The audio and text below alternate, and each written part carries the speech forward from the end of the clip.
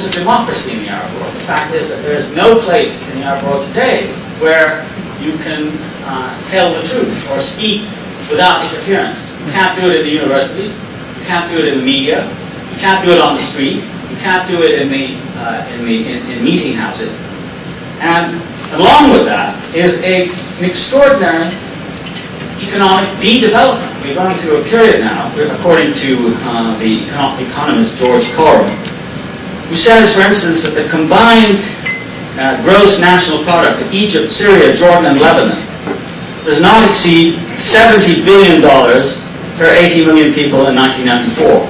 This means, continues, that it is less than 10% of the Israeli GNP. Turkey, with a population of 60 million, has a GNP of $149 billion. That is more than double the GNP of the 4 Arab states that I've just mentioned.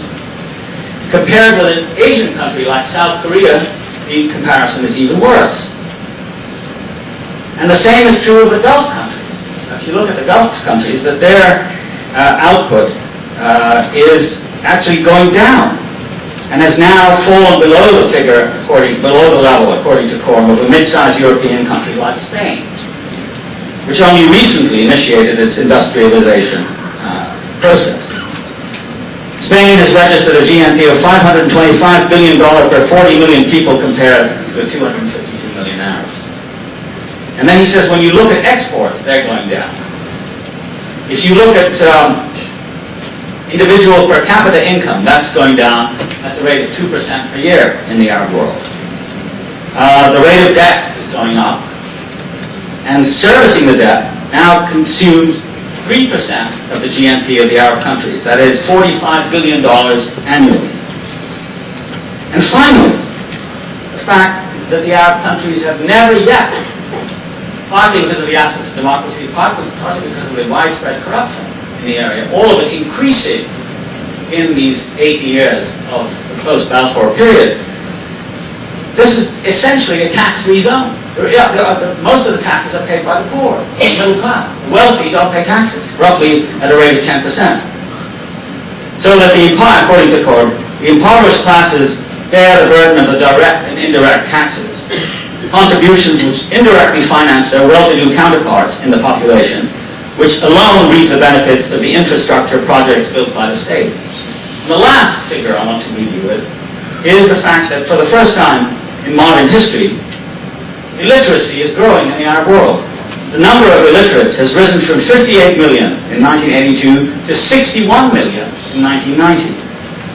It is expected to rise 66 million by the year 2000 and include 40.4% of the total number of individuals whose ages range 15 to 64. This is not a terribly happy picture in the Arab world. And the third factor in the contemporary Arab world's disarray, I think, is the continued hegemony of the United States and Israel directly over the major Arab countries. A couple of weeks ago, I'll tell you this anecdote, because it encapsulates the whole thing. I was, not because of me, but because of a friend of mine, we were invited to have lunch with the Secretary General of the United Nations, Mr. Kofi Annan. Very nice man. And he said, listen, we were talking privately, and here I am spilling the beans. And he said, listen, I mean, there's one thing that I don't really understand, perhaps you can help me. I said, well, I'm trying. He said, most of the Arab leaders publicly denounced the United States. They put U.S. policy and favoritism towards Israel and all the rest of it.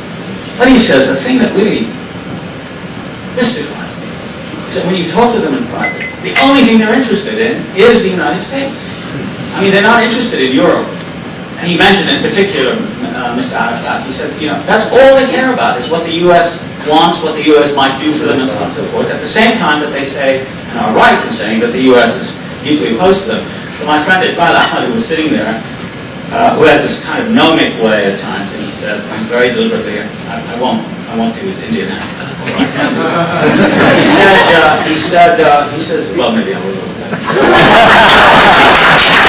said, the Arab people are a very proud people with a tradition of honor. So everybody nodded. What? He said. Their leaders love to crawl.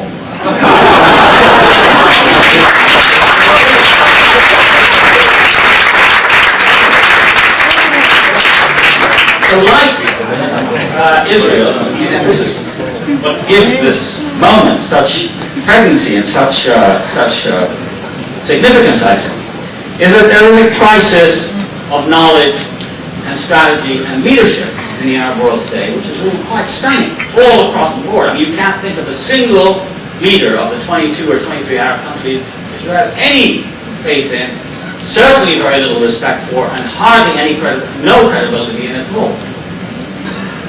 And what is interesting is that we are living through a period where behind us are the lessons of Vietnam, the lessons of struggle in Vietnam, the lessons of struggle, peaceful struggle in this country of the African American or black people, and the struggle in Algeria, which is also a violent struggle. We seem to have learned from none of those. And we seem not to have learned even from the struggle in South Africa, what the ANC was able to do with considerably lesser means than any Arab struggling against Israel has today.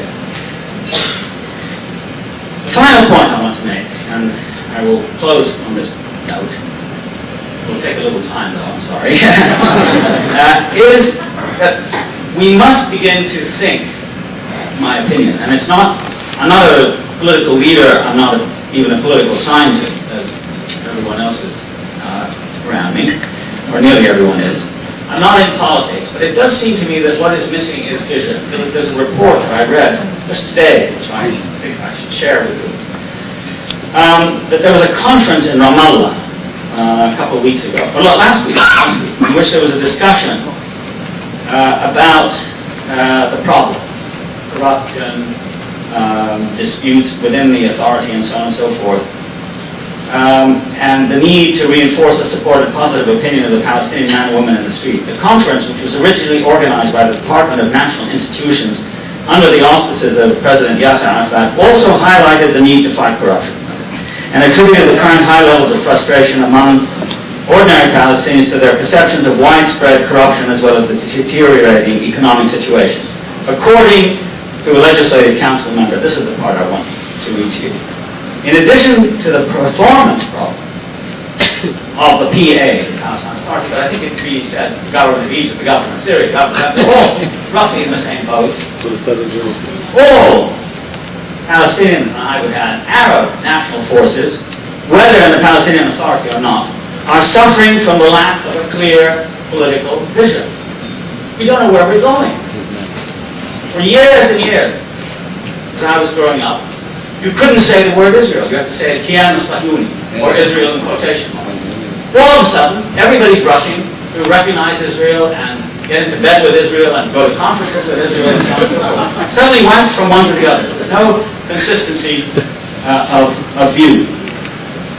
What I think is necessary at this moment, and it's a very modest appeal, is, I think, for us, people like us, who are living at a distance from the Arab world, who are committed to it, have also a serious interest in the collective good of the whole area, people in it. We have to start to think seriously about bases for coexistence. I think that's really the imperative for the next generation. Peace process, as we all know, is at a tatter, it's at an end. Where everybody keeps asking, where do we go from here? I can't answer those questions. Nobody can, really. And it's no use waiting for Dennis Ross or Madeleine Albright or somebody like that to come up with an idea. But they will continue with Oslo. With Tom Friedman urging them on, it's a wonderful idea. And we know what the results are. I mean, you don't have to have a high school diploma to know how bad it is. But I think there is another level, and it's that I wish now to talk, because I think it touches on something that we all experience. And so please indulge me, allow me to say something which I hope will not offend you, but I think it's very important for the present moment. Now, one of the most important differences between Arabs like us who live in the between Arabs in the Arab world and those of us, like here, who live in the West, is that on a daily basis, we, ones who live in the West, are forced to confront the Jewish experience of anti-Semitism and genocide.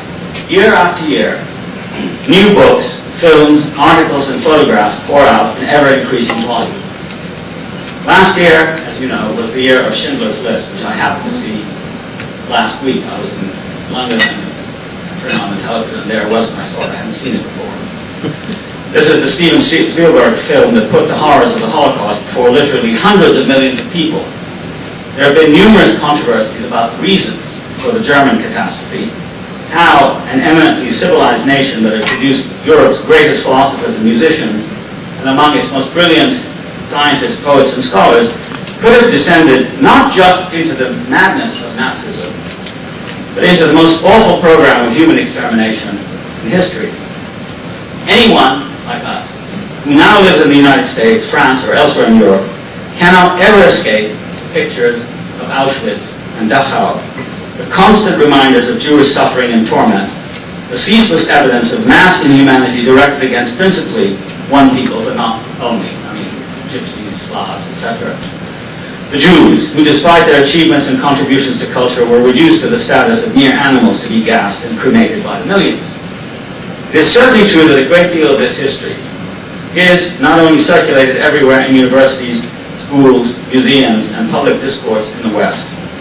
It is also the stuff of controversy, provided most recently by Daniel Goldhagen's book, Hitler's Willing Executioners. It's a book that argues that every German wanted to kill Jews.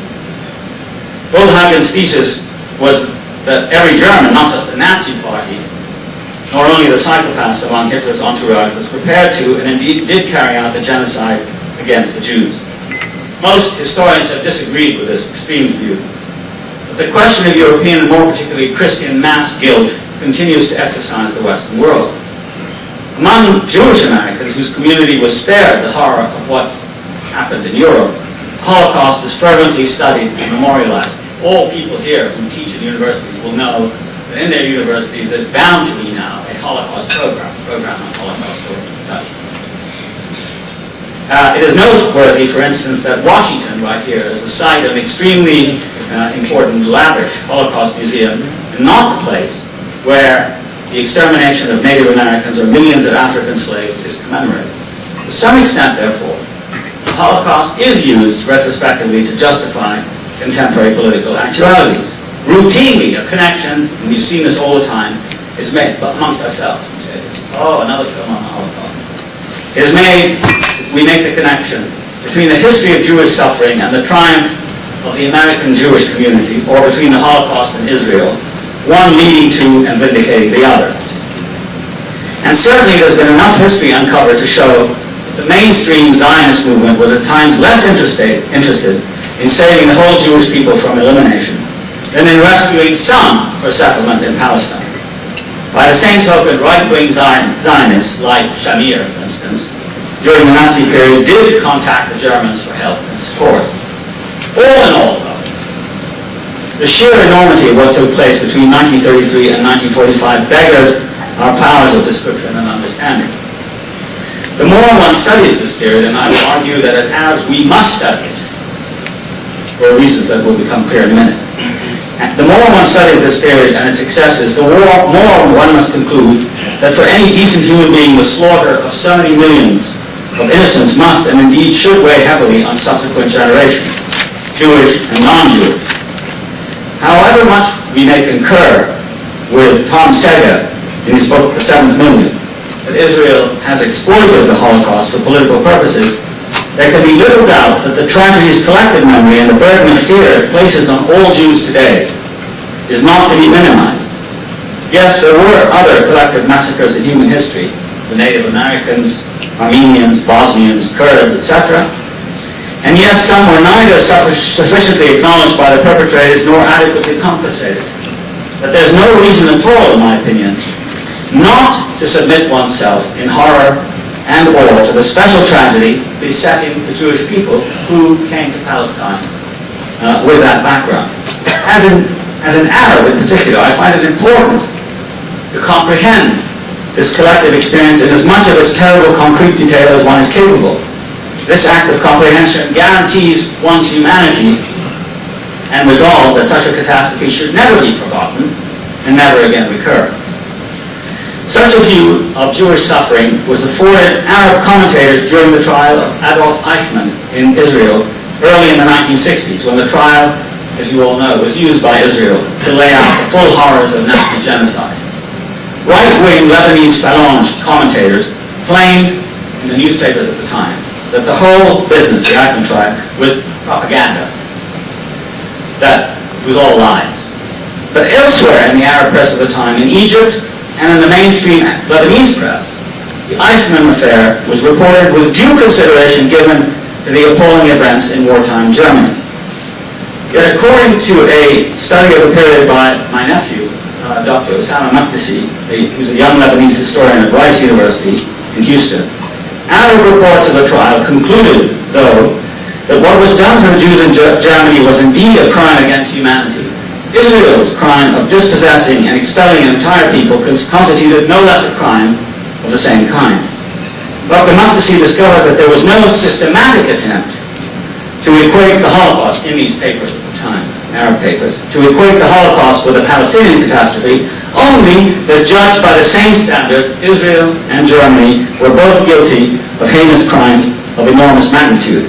My own feeling is that perhaps the Eichmann trial was useful to the Arab side during the psychological battles of the 1960s as a way of exposing Israeli callousness to the Arabs, and not especially as an attempt to acquaint Arab readers with details of the Jewish experience. And I think it's also very important that today in the Arab world there isn't a single institute or university department devoted to the study, this is true in Palestine as well as elsewhere in the Arab world, to the study of Israel and Judaism.